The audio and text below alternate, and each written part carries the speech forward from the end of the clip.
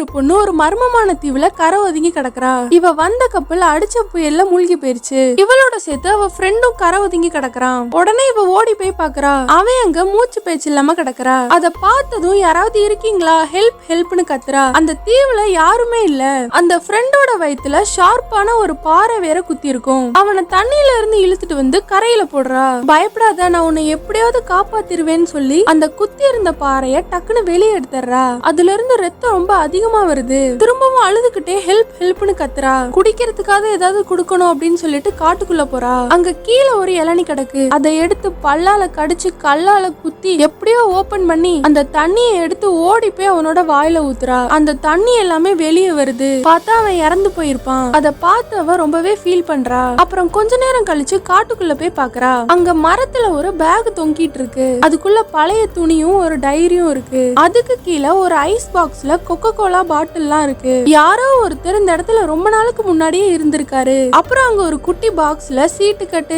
தீப்பெட்டி எல்லாம் இருக்கு. தேவைப்படுமே அதை எடுத்து வச்சுக்கிறா. அப்ப அங்க திடீர்னு ஒரு மரப்பொந்துக்குள்ள இருந்து சத்தம் கேக்குது. பயந்து போய் அதுக்குள்ள பாக்குறா. டக்குன்னு அதுல இருந்து ஒரு பறவை பறந்து போகுது. அப்புறம் கொஞ்ச நேரத்திலேயே இருட்ட ஆரம்பிக்குது. இவளும் அங்க கிடைச்ச ஒரு இளநியை குடிச்சிட்டு தூங்குறதுக்கு போறா. அப்ப சரியான மழை. அந்த மழையில நனைஞ்சுக்கிட்டே அன்னைக்கு நைட் ஓடிடுது. காலையில எந்திரிச்சு பார்த்தா அந்த கரையோரம் நிறைய மீன் செத்து கிடக்கு. அந்த மீன் எல்லாத்தையும் சமைக்கிறதுக்கு எடுத்துட்டு இருக்கா. அப்ப அந்த இடத்துல ஒரே ஒரு மீன் மட்டும் ஏதோ ஒண்ணு கொடூரமா கடிச்சு போட்ட மாதிரி இருக்கு. சரி, ஏதோ ஒரு பெரிய மீன் தான் கடிச்சிருக்கும் போல அப்படின்னு அடுத்து காட்டுக்குள்ள நடந்து போறா. அங்க இறந்து போனவங்கள புதைச்சு வச்சு அதுக்கு மேல மரத்தாலான ஒரு சிலுவையே வச்சிருக்காங்க. சரி, நம்மளோட இறந்து போன ஃப்ரெண்டையும் இங்கே புதைச்சிருவோன்னு மண்ணை தோண்டி மேல தென்னை ஓலையெல்லாம் போட்டு புதைச்சு அதுக்கு மேல ஒரு கம்ப வைக்கிறா. அதுக்கப்புறம் அவ எடுத்த மீன் எல்லாத்தையும் சுட்டு சாப்பிட்டுட்டு அந்த இடத்துல ஒரு கூடார மாதிரி போட்டு நைட்டு நிம்மதியா தூங்குறா. அப்புறம் காலையில காட்டு பகுதிக்குள்ள நடந்து போயிட்டு இருக்கும் போது அங்க ஃப்ரெண்ட புதைச்ச இடத்துல ஃப்ரெண்ட் இல்ல. யாரோ வெளிய பிச்சு இழுத்துட்டு போன மாதிரி இருக்கு. அத பார்த்த உடனே இவ பயந்து கத்துறா. ஐயோ, காட்டுக்குள்ள ஏதோ இருக்கு போல அப்படின்னு பயந்து வெளியே ஓடி வந்துடுறா. அப்புறம் அவளை காப்பாத்திக்கிறதுக்காக மரக்கிளையெல்லாம் வெட்டி அதை ஷார்ப்பா ஒரு ஆயுதம் மாதிரி செஞ்சு வச்சுக்கிறா. நைட் ஆகுது. அங்க இருக்கிற மரம் எல்லாம் ஆடுது. அதெல்லாம் பார்த்துட்டு இவளுக்கு பயத்துல சுத்தமா தூக்கமே வரல. அன்னைக்கு நைட் அப்படியே போயிருது.